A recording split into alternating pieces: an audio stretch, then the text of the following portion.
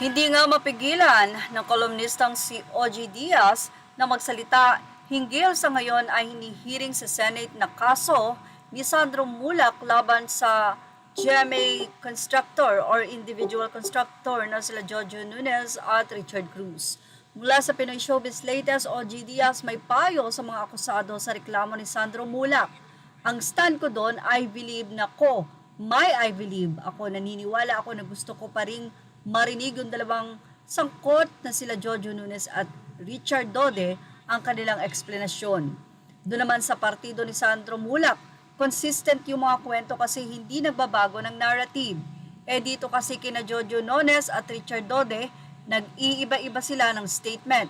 Siyempre, alam mo na, merong perception yung tao o impresyon yung tao na pagpaiba-iba ang statement at yung isa consistent. Kaya dapat very clear kung ano yung narrative nila. I don't want to judge them pero yun na nga. Naha-high blood na si Senator Jinggoy Estrada kasi feeling niya nagsisinungaling. Hindi ko naman sila personal na kilala para i-judge yung dalawa pero sana lang consistent yung mga kwento. Ang kaya kong ipayo sa kanila, you tell the truth, you speak of truth, it will set you free.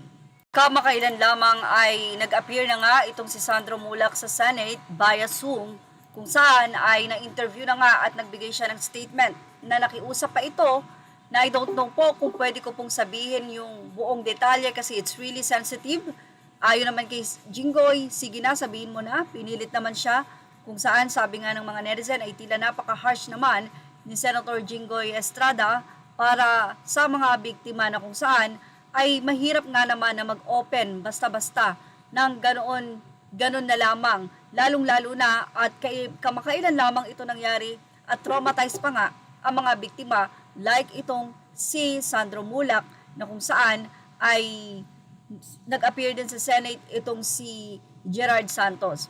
But anyway, hilingan ng mga netizen na kung ano talaga yung pinaka nagsasabi ng totoo, justice nga daw will prevail.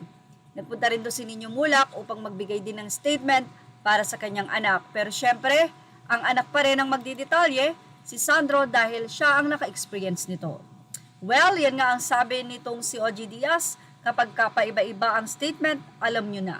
Yan ang ating Showbiz Snap update. Images are all credit to the rightful owners. Thank you for watching Showbiz Snap.